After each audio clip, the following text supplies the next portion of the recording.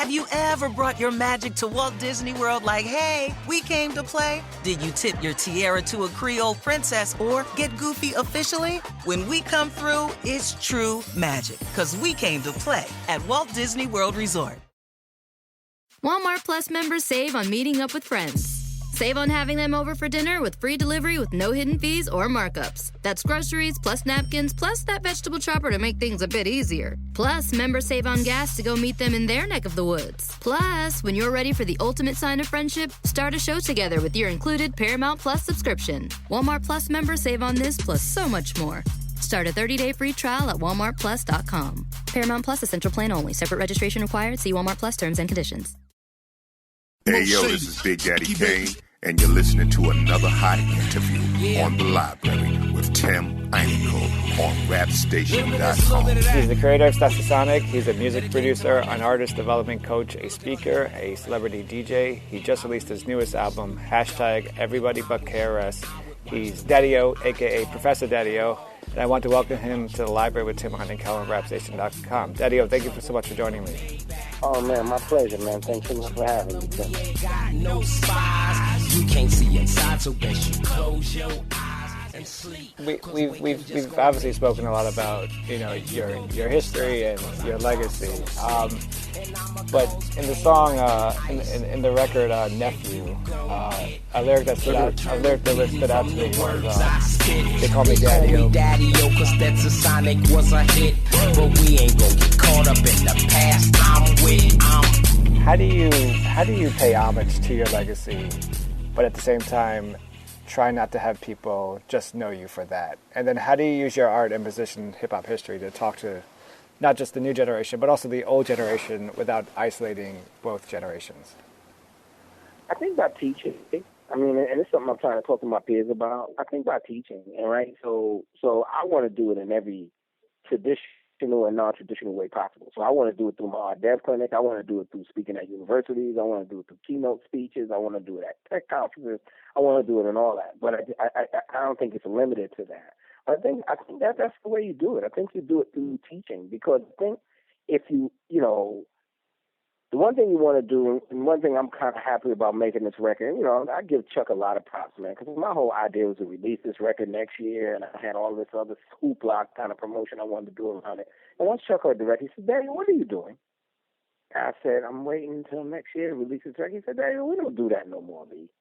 We're going to premiere the record on Rap Station on Tuesday and put it out on Friday." I was like, "What about it?" He said, "Man, we'll promote through. We'll just keep on doing it." You know what I'm saying? So I'm grateful for him for that, and also because, it's the first time I probably just said no with no resistance, because there's a lot of times I still have all these arguments, right, about why I should do what I'm thinking about doing. But I'm happy about having the record out, because having a record out allows me a little bit of bragging rights. So one thing I say to people all the time is, I'm nicer now than I was before. So that's the new piece, right? That's the piece where I don't have to, I don't have to hold on to a legacy. You're listening to me right now. That's me right now. That's how I sound right now. That's not a record from '88. That's right now. You know what I'm saying? And, for some people, they like, that's right now? But they know because of some of the beats. They know because of some of the beats, right? Saying some of the beats sound a little more classic, but some of the beats sound kind of up to date. So they know because of the beats that it's right now. And so that's the way you do the right now stuff. And then the way you do the legacy stuff is you just teach it. And, the one thing I have, and Chuck has it, and a few people have it, is I got stories, man. I got stories about when I saw Rakim take LL's bracelet. I got stories about when Tupac got shot the first time I was there with Biggie and them. I got stories. So, none of that falls on deaf ears when you begin to start telling people, well, this is how Kim first started. And Foxy and Kim started in my basement. Both of them. Almost had a fight in my crib just because I'm catering a little bit more to Kim and Foxy. No, pound for pound, man. I say this in public. Anger's the better rapper. Kim's nice, but Foxy's the better rapper. And she knew she was. And she was tight one day because Kim and them was in the studio. He said, "I can't go downstairs." You know what I'm saying? All that. But they both started, when you have those stories for young kids, I mean, even for people our age, they like to hear it. But for young kids, it's nothing but awe, because this is all the stuff that they want to know, the behind the scenes kind of stuff. So I think that's where you do it. I think one is by being relevant, by spitting it. You know what I'm saying? I mean, one of my purposes for making this record, man, when I first started making this record was, and that's why it's called Everybody But KRS, because I looked through it, I combed through my, my kind of record Rolodex, right? And I said, man, if there's one person I think if I went on head to head, I would lose, because, you got to be honest with yourself. I said it would be Chris, because Chris is the dude that talks about the Republican National Convention in rhymes the day after the date. Right. He's that guy. You know what I'm saying? I'm not that guy. I have never been that guy. I got to sit there, think about it, figure it out, all of that. I said, but the rest of my peers, they just sitting around seem like bumps on a log.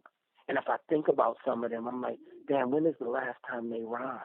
And if they did try to rhyme right now, what does it do? Like one of the things me and Lion is talking about, I got this ill thought that I could do a dope record on Shan right now. I just don't know why. I just feel like I could make the most incredible. I think, and I almost feel like it's the voice that y'all don't, that wasn't heard enough. And we know why.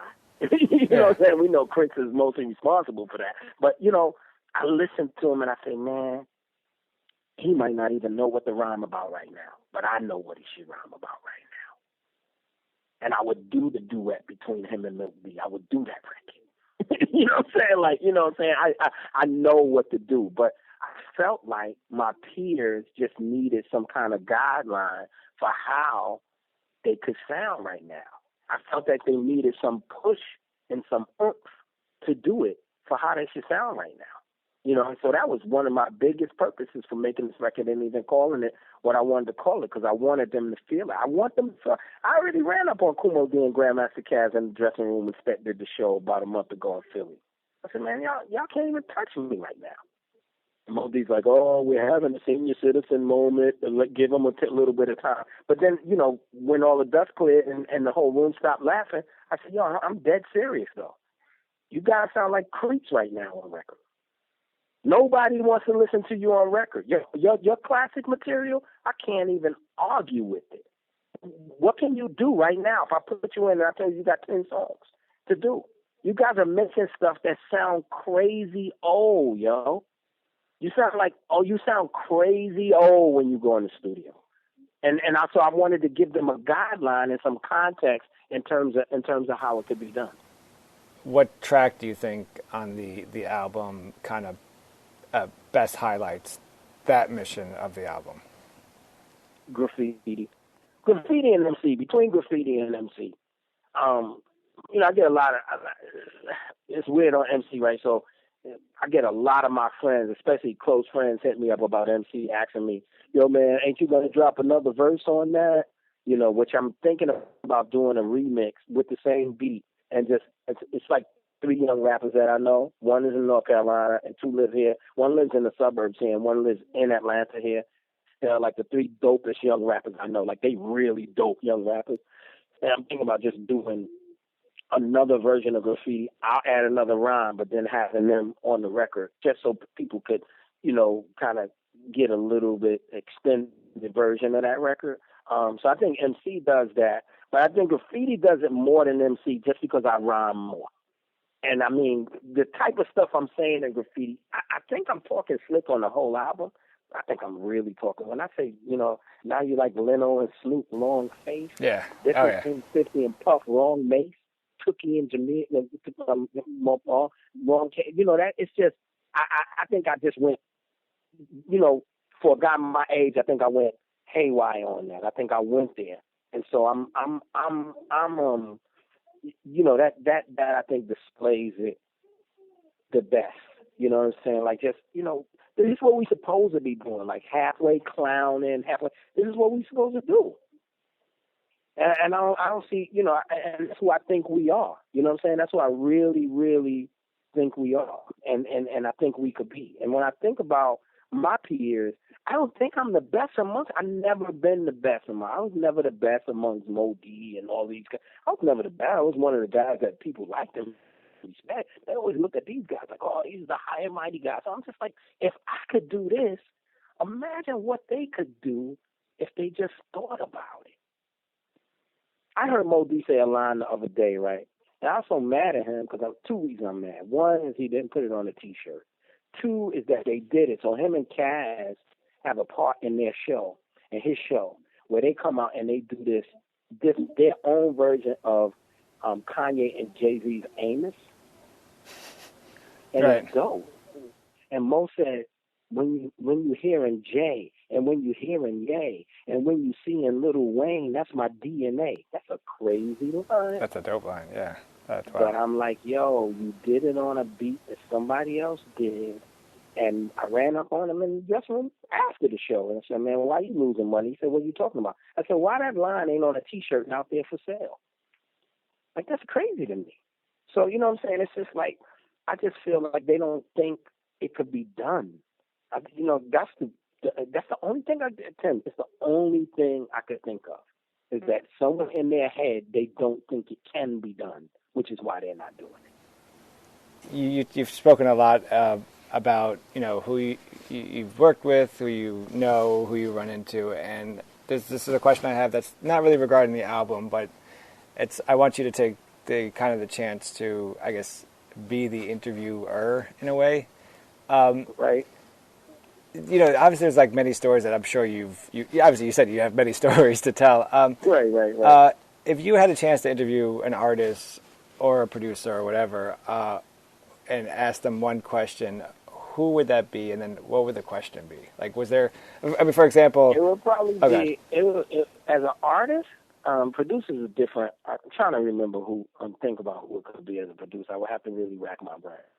But as an artist, weird enough, and I know this is going to be weird, but weird enough, as an artist, it would be Andre Nickatina from Sacramento, and I would just ask him just how he feels against the landscape of hip-hop, period. Because I believe in my heart of hearts that the most perfect rap song ever made, and I'm saying not dopest rap song, I didn't say that. I didn't say best produced. I didn't say that. I didn't say best sonically. I said the most perfect rap song, as far as writing is concerned, ever made is Andre Nickatina's Train with No Love. It is the best beginning, middle, and ending of a story I have ever heard in my entire life. And then there's some other records that he made that's just dope. You know, and a lot of it is, you know, records about dope and stuff, but he's dope. And for him to only get that Seattle love, a little bit of Oakland love because he's from Sac Town, a little bit of Portland love, and really never translate, you know, just only translate a little bit in the Midwest, I just wonder how that feels. You know what I'm saying? To be that guy and not get that stuff. You know what I'm saying? Because I can't say, you know, yeah, maybe he says, man, it was fine for me, Daddy, or I did enough shows, I made enough money. Maybe he does say that. I don't know what the answer is. But I would love to know how that feels. He's the creator of Stetsasonic. He's a music producer, artist development coach, speaker, celebrity DJ, and of course has his new album out called #EverybodyButKRS. Daddy-O, it's been an honor to have you on the library with TIm Einenkel on rapstation.com. Hey, man, thank you so much, man, for listening to me. Man. I know I talk a lot. King looking for a kingdom, and that he go and he visit the people, and then he leaves the people and goes away and wait until the time. Yeah. When that he can secure the kingdom. Then he returns to the people. Let's go. You can pour yourself a drink, but you have to use my cup. Throw down your guap. I'm about to get guapped up. Most of y'all lying about selling the white. And all of my career, I've been selling the right. From the AFRICA to the Chicago conferences with Common and Ye. I rep the freedom of death mode. Free me or die. I see you praying to the devil, so I had to reply that you ain't no more street than a sign at the bus stop. 3-month run, then your ass gets swapped. Carter Ricky Hatton. Drop a knife to a gunfight. My fist to your left jaw. Rock big shoes on a small block.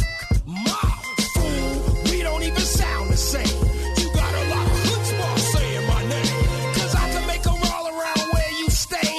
Or we don't have to see each other after today.